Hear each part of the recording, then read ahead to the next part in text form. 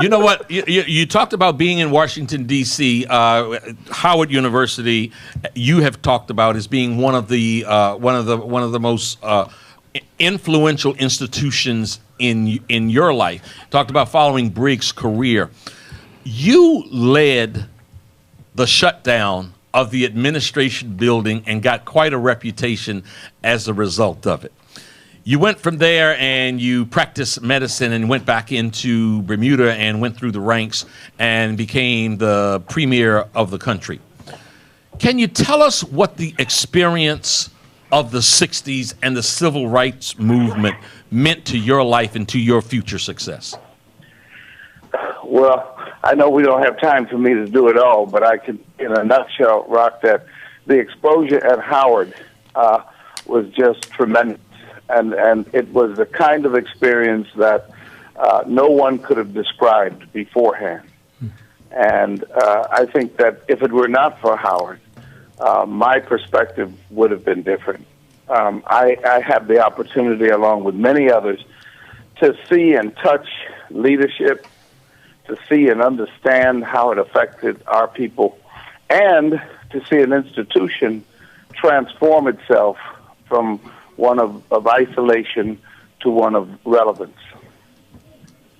You're right there. That's matter of fact, it has the largest budget of any black college on the planet. It has over $800 million budget. And Doc, you used the word relevance, and I've posted on Facebook over the last year or so that I think that Howard University and those who have come through the corridors of Howard University have had as much impact on the improvement of this country, more so than perhaps any other institution in the land. And one other thing they have to do, that's for the next group that come through. Howard University is named after a white general, General Howard, that got famous from killing Indian children. That is a disgrace. That is a disgrace. We have to leave with that stigma on us, a white boy that became a general and famous for killing Indian children.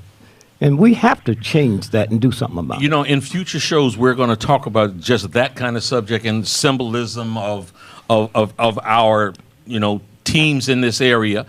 Dr. Brown, I know your time is limited. We need to move on to a break. Thank you so much for calling in and sharing with us today. Well, Rock, congratulations. You are, in fact, a legend in your own time, my brother. Thank you, brother. He is. Okay. I thought you were going to say it more correctly in my own mind. No, I'll give you a break today. Take care, guys. Be well. Thank you. All right, bye-bye. The Rock Newman Show will be right back.